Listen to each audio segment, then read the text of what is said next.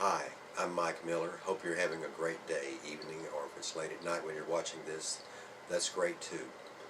I'm doing a short series of videos regarding use of the English language. I hope these might be helpful to you. I've been an English teacher for a number of years and enjoyed teaching English. And then I worked in the business world for many years, and I just want to share what I found out about knowledge of communication and how it can be effective for you. But things are really changing, and there are a lot of languages being spoken out there, but English is still an important one. So if you want to know more about that, then this is why I'm here tonight.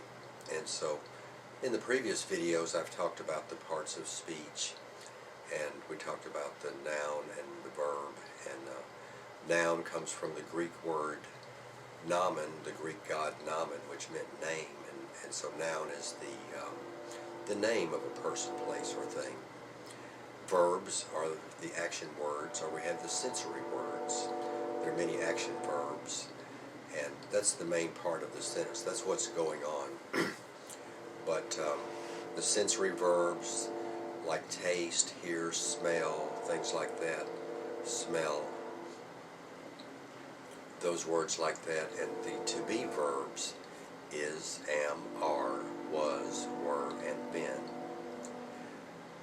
And the other state of being verbs like remain, appear, become, and things like that, seem. So in this video I want to talk about adjectives and adverbs. Adjectives and adverbs are the modifying words, and they modify the other parts of speech into sentences. Adjectives modify nouns and pronouns. Adverbs can modify other adverbs even, and adverbs modify adjectives, other adverbs, and entire clauses sometimes, or phrases, verbal phrases like the gerund, the participle, and the infinitive, wherein the action verb is in the ing form, and this is very common in speech and writing too. You might not have thought about the words gerund and participle and infinitive for a while, but that's what that means. The gerund is used as a noun, the participle used as an adjective, and infinitive can be used various ways, and it's not the ing form, but it starts with to, to be, to walk, to talk, those kinds of word arrangements. So adjectives tell what kind of, which one, and how many. So adjectives can describe, add many shades of meaning to the noun. It adds a lot of color to your writing to have good descriptive adjectives to modify the nouns in your sentences. And adverbs are very important. They modify the verb mainly, and so they tell how, when, where, how much. And so they add the specific information to the verb and make the sentences more interesting. So adverbs many times sentences start off with adverbs like however, nevertheless, therefore, furthermore. And many of those words like that can be used like a connecting word between two sentence groups. A complete sentence has to have a subject and a verb, and you just have to be careful about the usage of the adverb at the beginning of a sentence, for instance, or at the end, to make sure that it's not dangling, as they say, and that it's easily understood. It's a logical progression. So for instance, there might be a form like adverb verb. Quickly find is an adverb verb word group. Or like adjective, noun would be something like only 4 guys. That's an adverb, only. 4 tells how many, and guys is the noun. Some common adverbs include always, forever, here, not, now, often, quite, then, and there. Just words like that. Those are adverbs. Those are the words that are used to tell how, when, or where.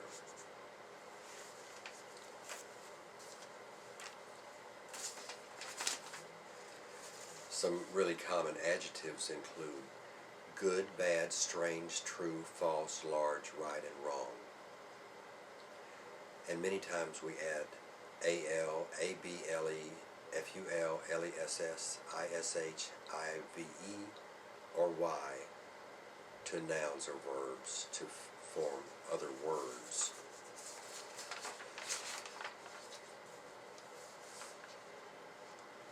Like dream, the noun dream, you can add a y to that, dreamy. Then that's an adjective, a dreamy experience.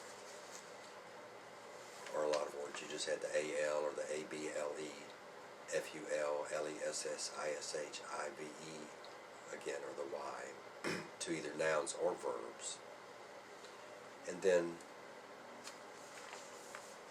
with adjectives, we can compare, since we're describing nouns, we can talk about comparing 2 things or a bigger group, 3 or more, than what they call the comparative and the superlative, like cold, colder, coldest.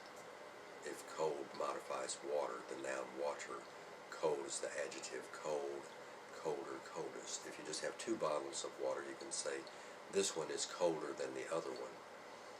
But if there are 3 or more bottles, you would say this is the coldest one if you have a way to check the temperature. Sturdier, you say sturdy, something is sturdy. This one is sturdier than another one, and this is the sturdiest. So, helpful, more helpful, most helpful. With longer words, you use the more, the most, or something like that. Least, less fortunate, least fortunate. Good, better, best. Bad, worse, worst. Perfect, we would say more nearly perfect and most nearly perfect. And we should be careful to avoid the double negative when you're using not, or hardly, or nothing, or barely, or scarcely, without. Just don't use the double negative, just have one negative and the sentence is stronger. Don't say he ain't got no, he doesn't have any. And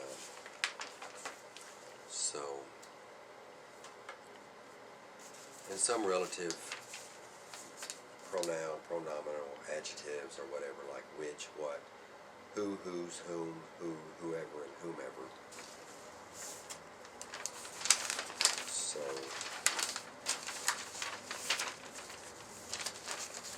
again, remember that adjectives and adverbs qualify or limit, like the abrupt change. What kind of change? Abrupt change. Or you could say something changed abruptly. How did it change abruptly? So abruptly with the ly is the adverb, and abrupt is the adjective form of it. Adverbs may modify verbals, gerunds, infinitives, or participles to include entire clauses. We talked about ghost, ghostly, earth, earthly. Some exceptions, I guess it's no big deal. Deadly, cowardly, far, fast, little, and well may function as either an adjective or an adverb. In case you wanted to know that. And then you can say the flowers smell sweet in the morning, and smell is your sensory verb, the flowers smell how, or smell what? Sweet in the morning. So, and then in a sentence like she painted this sign carefully, she painted this sign how? Carefully. So we have the ly form, carefully. And you don't want to say the flowers smell sweetly in the morning. We just say they smell sweet. because we have this sensory verb there in that case. And then,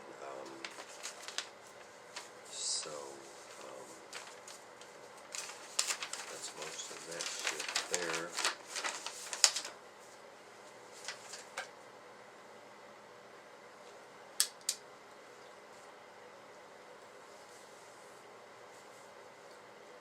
And many words which are sometimes used as adverbs can be used as prepositions if the word has an object. We have the prepositional phrases. A clause has both a subject and a verb, whereas a phrase can be just like a gerund phrase, a participial phrase, or an infinitive phrase. But prepositional phrases have objects. There will be a noun or pronoun used as the object of the preposition, and many times the a, and, or the, And so when I used to teach, I would just draw a house on the blackboard, and I would say, you could be under the house, over the house, beside the house, within the house. All of those words are prepositions, and that would be like a prepositional phrase, beside the house. And so that's a quick way to check for prepositions, I guess, and make sure they have an object. But prepositional phrases can be used to modify various words in the sentences and make the sentences more interesting for sure. So I hope this has been helpful to you. Some examples were provided regarding certain kinds of adjectives and adverbs. Adverbs most of the time end in ly, though not always. And it just takes a little bit of memorization from the various sources that are available on the internet, your textbooks that you have in college or high school. And I hope these videos have been helpful to you. And so please check out my other videos. I'm going to continue to do videos on other subjects related to writing and speech and correct grammar usage, which can help you make better grades on your papers, hopefully. And I'm going to do more videos about the composition process, but I just wanted to start off with the parts of speech, and tonight's show is adjectives and adverbs. So thanks a lot. I'm Mike Miller, and I used to be an English teacher, and I hope these videos have been helpful to you. Have a great day.